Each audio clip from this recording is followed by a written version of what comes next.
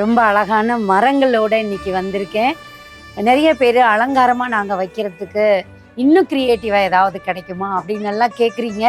உங்களுக்காகவே ஸ்பெஷலாக அழகாக டேபிள் டாப்பாக இருக்கட்டும், அல்லது நீங்கள் உருளிக்குள்ளே வச்சு செட் பண்ணுறதுக்காக இருக்கட்டும், இப்படி நீங்கள் எங்கே வேணாலும் உங்களுடைய க்ரியேட்டிவ் ஐடியா வச்சு நீங்கள் இதை எங்கே வேணாலும் வச்சு அழகாக டெக்கரேட் பண்ண முடியும். பிராஸில் அதுவும் ரொம்ப அழகாக கீழே லீஃபு, அதுக்கு மேலே செடி வளர்ந்து அதில் பூ பூத்து குலுங்குற மாதிரியான ஒரு ட்ரீயை தான் இப்போ அழகாக பார்க்குறோம்.